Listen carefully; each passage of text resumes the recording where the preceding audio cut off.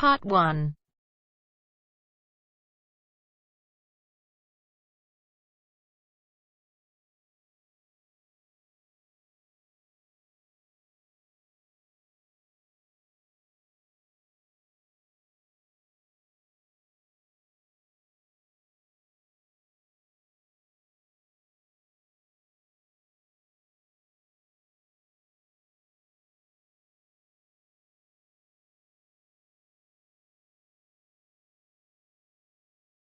You will hear a number of different recordings, and you'll have to answer questions on what you hear. There will be time for you to read the instructions and questions, and you'll have a chance to check your work. All the recordings will be played once only.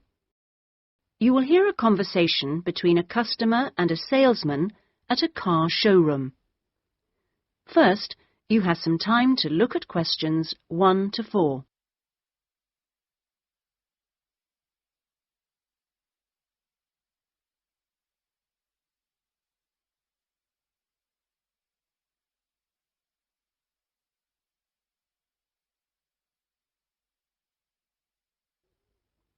Now we shall begin.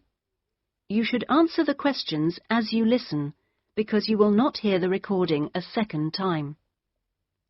Listen carefully and answer questions 1 to 4. Good morning. Please take a seat. How can I help you? Well, I'm thinking of buying a new car, and I'd like some advice. Sure, yes. Had you got any particular make in mind? I'm interested in a Leader. I've had one before and liked it, but I haven't really made up my mind. Sure. We've got various models. Right. What about the engine size? Any ideas? The one I've got at the moment's a 1.2-litre engine, but I find it a bit slow on long journeys. I'd like a bit more power this time. A 1.4 should do. I don't think I need a 1.6 or anything. Right. Well, I think the model you're looking at is the Max. Here's a picture. Oh, yes. Have you got one in? Yes, I'll take you to have a look at it in a minute. I'll just get a few more details. Is there anything else to do with the engine? What kind of gear change do you want?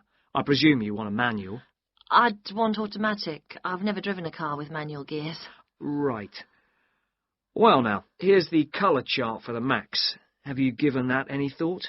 This blue's very popular at the moment. Yes, it is nice. I like blue. What's it called? Royal? Yes.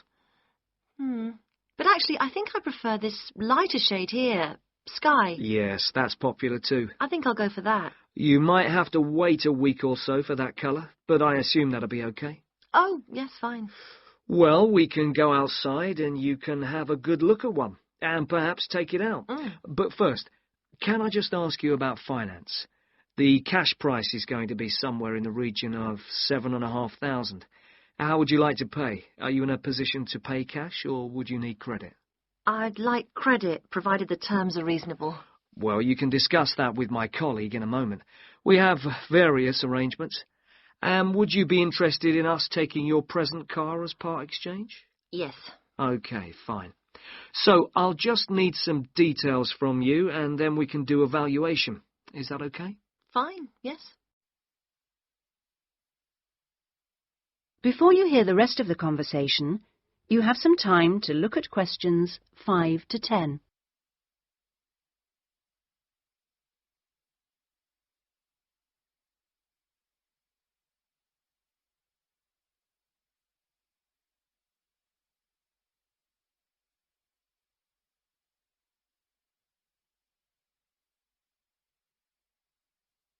Now listen and answer questions 5 to 10.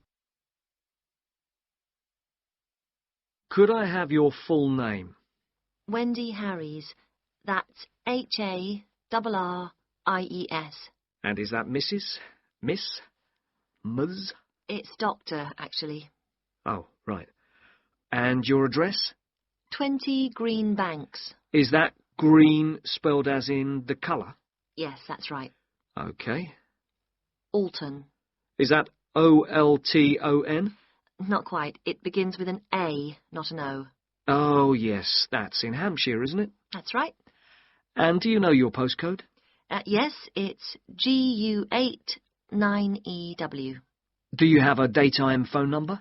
Well, I work at the hospital, but it's a bit difficult to get hold of me.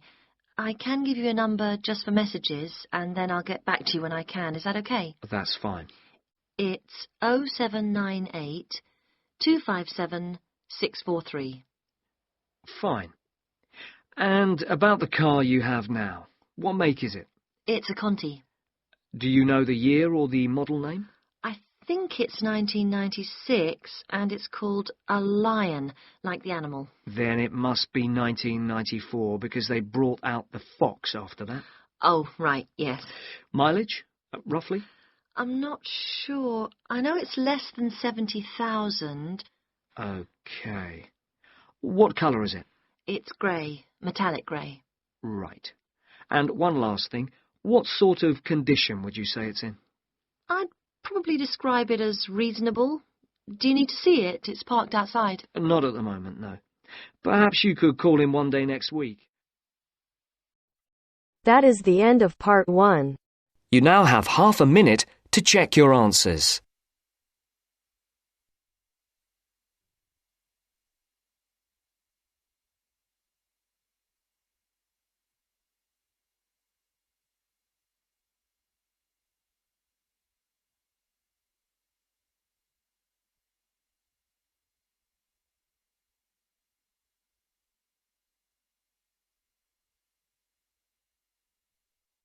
Now turns to part 2.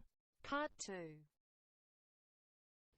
You will hear an admissions officer from a UK university talking to a group of postgraduate students in a university abroad about applying for a place at his university.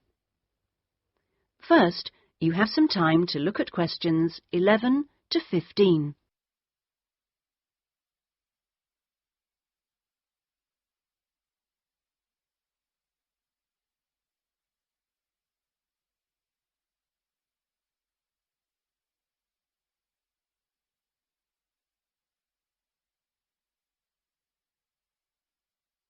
Now listen carefully and answer questions 11 to 15. As I said earlier, there is, I think, at Rexford an excellent combination of physical and geographical advantages, as well as having a rural setting and still being close to central London. Something that will certainly be of interest to you is that Rexford is just 35 minutes from London Airport. At Rexford, we have a strong research capability. We came 7th out of 101 universities in last year's research assessment, carried out by a government body, and did particularly well in your particular subjects, engineering and science. Actually, we got a top research grade of 5 for engineering, geography and computer sciences. One further point, and I know from talking to you individually that a number of you may be looking for some experience in industry after the course, is that all our science and engineering research departments have unusually close relationships with industry in the area. Anyway, that's enough sales talk from me. I'll just take a sip of this coffee that's just arrived, thank you, and then I'll say something about what actually happens when you apply. Right. Now, if you do decide to make an application, what you do is send it directly to me in my department. I will then immediately send confirmation and the application process begins. And I'd like to say at this point that you shouldn't worry if this process doesn't work all that quickly. I mean, occasionally there are postal problems, but most often the hold-up is caused by references. The people you give as referees, shall we say, take their time to reply. Anyway, it's absolutely normal for this process to take 3 to 4 months. What I do in this period is keep in touch with you and reassure you that things are moving along. One of the ways we've devised to help you decide about applying, as well as later when you've been accepted, hopefully, is to put you in contact with, if possible, a student from your own country who is at present studying with us. What you can do is phone them up. We will, of course, liaise between you, and discuss your concerns with them. That way you can get an objective opinion of what you can expect if you come to live and study at Rexford. Not only the academic atmosphere, but important details like what the leisure facilities are like, and whether the English weather and food are really as awful as everybody says. No. If you decide you can face it, the contact can also help you just before you leave with tips on what to pack and that sort of thing. At the moment, I think we've got 2 second-year students and 1 postgraduate from this country. Before you hear the rest of the talk, you have some time to look at questions 16 to 20.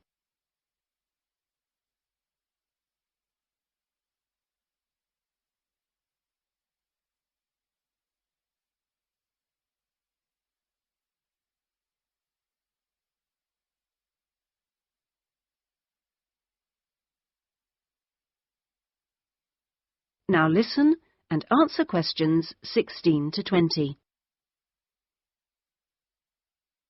Now, to move on to the other concerns you expressed earlier. At a UK university, as I'm sure you know, you will be in an environment where independent learning is the norm, which takes most students a while to adjust to, and at a time when you will be separated from your normal surroundings, and in most cases, your family. This can be a difficult time. But remember that something like 25% of our student body are international students like yourselves, and that there are several organisations in the university and city whose main purpose is to offer help and ensure that your time with us is enjoyable and useful. 1 or 2 of you touched on the subject of accommodation earlier, so I'll just add a few points. It is the university's policy to give priority in the allocation of residence places to 3 categories, and those are visiting students, exchange students, and new postgraduate students.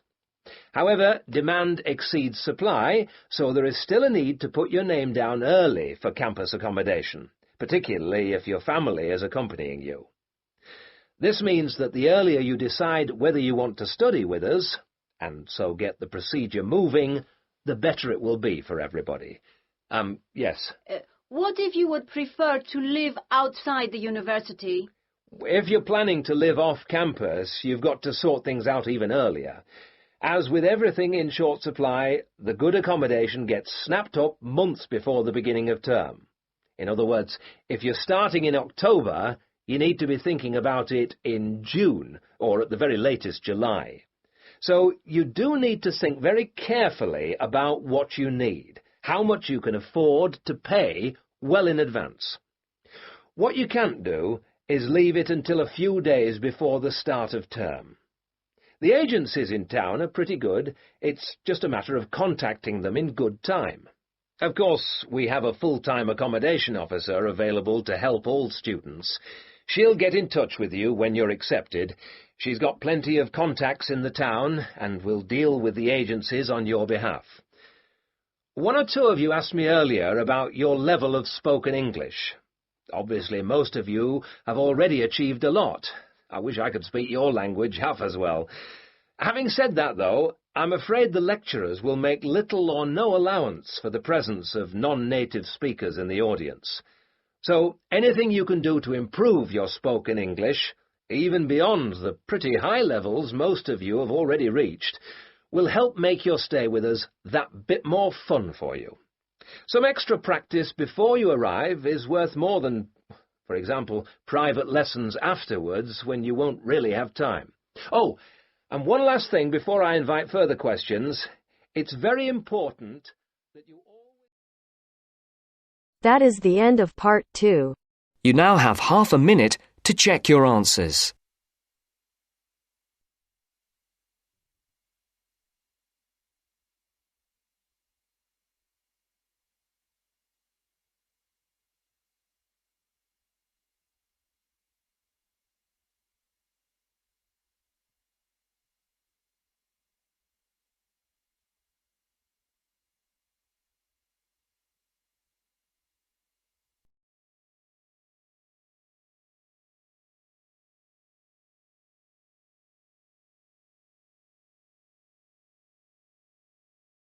Now turns to Part 3. Part 3. You will hear two friends discussing a course they have just done. First, you have some time to look at questions 21 to 27.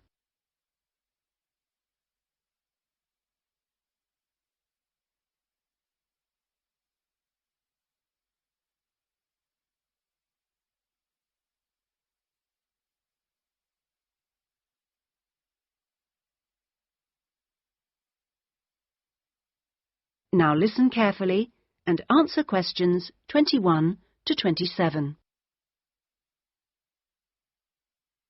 Oh, Ben, I just remembered I never filled in that form for Nick. Ah. Did you do it? The course feedback form? Yes. If you want, we can do it together. I've got mine here. Is that okay? Yeah. Okay. Let's have a look then. What do we have to do? Let's fill in the top first. Let's see. Course code. It's communication in business. Okay. Communication in business. I do know that, but what's the code? CB16 something.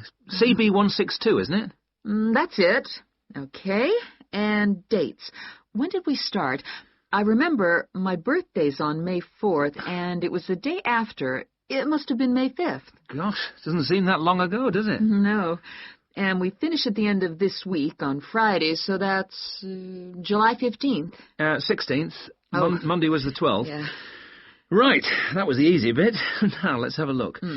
Please give your comments on the following aspects of the course. Okay, what's the first one? Oh, course organisation. What do you think? Clear. It was, wasn't it? Yeah, I think the organisation was clear. Okay, anything else for course organisation? It was a good thing he gave us the course outline at the beginning in the first session. That was useful, so I'll put that down, shall I? Yeah.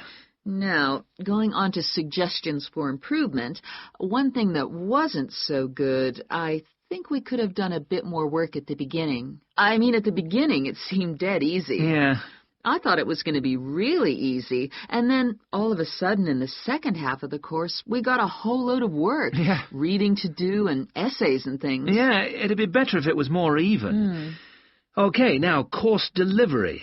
Does that mean teaching? Yeah, I suppose so. Well, what I thought was really good on this course was the standard of teaching. Actually, I mean, some of the teachers were better than others, but the standard generally was fine. Much better than other courses I've been on. Yeah, I agree. Let's put that then. Okay. What about suggestions for improvement? I didn't think it was all that wonderful when we had great, long group discussion sessions that went on for hours and hours. Right. I don't mean we shouldn't have group discussions, just that they shouldn't go on too long. Before you hear the rest of the discussion, you have some time to look at questions 28 to 30.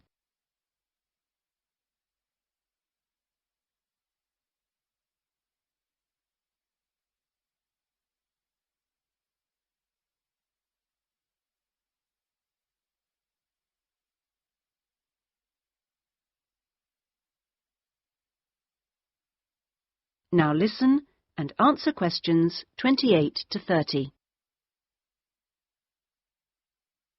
Now, on to materials and equipment. Oh, now, what was good about some sessions was the handouts. Yes, I thought all the handouts were good, actually, and some were great, with website addresses and everything. One problem, though, with materials was the key texts. Yes, there just weren't enough copies on reserve in the library. And if you can't get the key texts before the session, how are you supposed to do the reading? Yeah. And not enough computers. You have to wait ages to get one. Okay, testing and evaluation. Well, I don't know. It's hard to say until we've got our written assignments back. Oh, don't talk about it. I only got mine in yesterday. It was a real struggle. Oh, I hate to think what mark I'll get. Yeah, but at least we've done the oral presentation. I thought that was good, the way I got my feedback really quickly. Yes, it was. And I liked the way we knew what would be evaluated on. We knew the criteria, so we knew we had to think about clarity, organization, and so on. Yeah, but I'm not so sure about the written work. One thing, I think, is that there's just too much. It's really stressful. Oh, yes, I'd agree. And I don't see why they can't let us know the criteria they use for marking. The written assignments, but he told us. No, for the final exams. Oh. What are they looking for? What are the criteria? What makes a pass or a fail? Yeah, I never thought of that. It'd be really useful. Okay, any other comments? I thought student support was excellent. Yeah, me too. Okay, excellent. Other comments? No, I can't think of anything else. Nor me. Okay, so that's done. Thanks, Ben. No, thank you. That is the end of section 3. You now have That is half the a end of minute part to 3. check your answers. You now have half a minute to check your answers.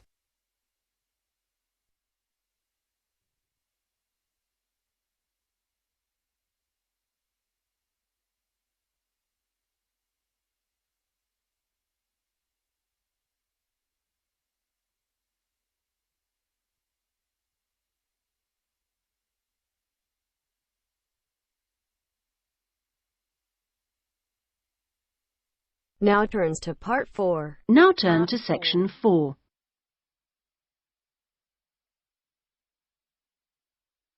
Section 4. You will hear a student giving a presentation about a project on household waste recycling. First, you have some time to look at questions 31 to 40.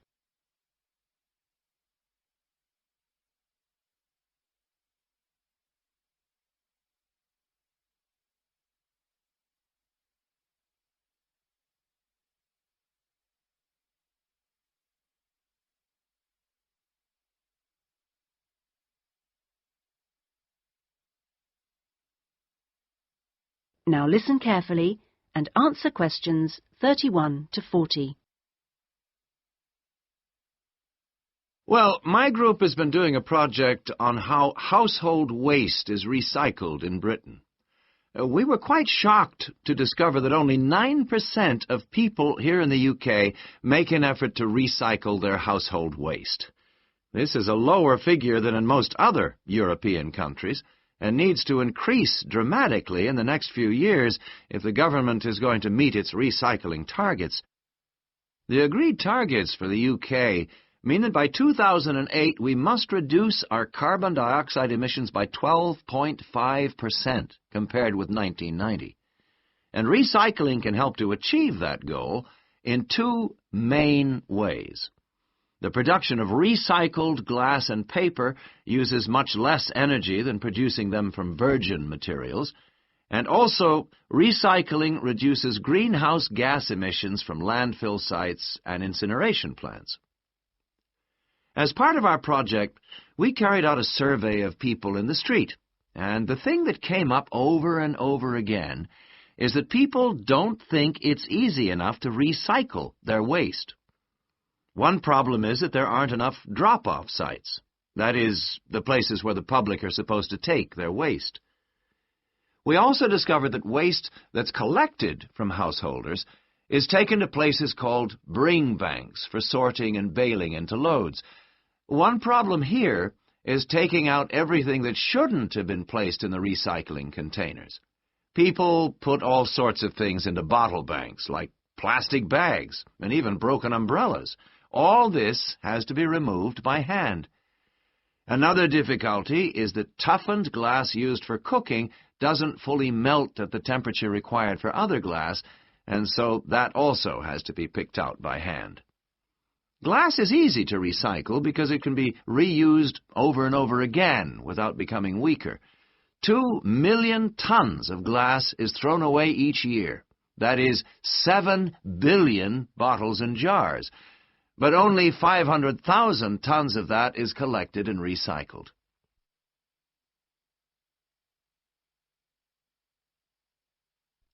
Oddly enough, half the glass that's collected is green, and a lot of that is imported, so more green glass is recycled than the UK needs. As a result, new uses are being developed for recycled glass, particularly green glass. For example, in fiberglass manufacture and water filtration.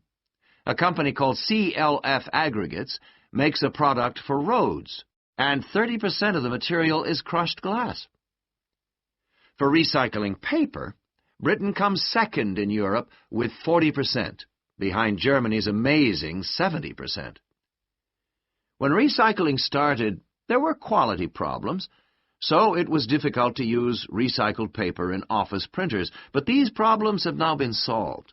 And Martins, based in South London, produces a range of office stationery which is 100% recycled, costs the same as normal paper, and is of equally high quality. But this high quality comes at a cost in terms of the waste produced during the process. Over a third of the waste paper that comes in can't be used in the recycled paper, leaving the question of what to do with it. One firm, PaperSave, currently sells this to farmers as a soil conditioner, though this practice will soon be banned because of transport costs and the smell, and the company is looking into the possibility of alternative uses. Plastic causes problems because there are so many different types of plastic in use today, and each one has to be dealt with differently. Packrite recycles all sorts of things, from bottles to car bumpers, and one of its most successful activities is recycling plastic bottles to make containers which are used all over the country to collect waste. The Save a Cup scheme was set up by the vending and plastics industries to recycle as many as possible of the 3.5 billion polystyrene cups used each year. At the moment, 500 million polycups are collected, processed, and sold on to other businesses such as Waterford, which turns the cups into pencils, and Johnson & Jones, a Welsh-based firm, which has developed a wide variety of items, including business cards. Well, to sum up, there seems to be plenty of research going on into how to reuse materials. But the biggest problem is getting people to think about recycling instead of throwing things away. At least doing the research made us much more careful. That is the end of part 4. You now have half a minute to check your answers.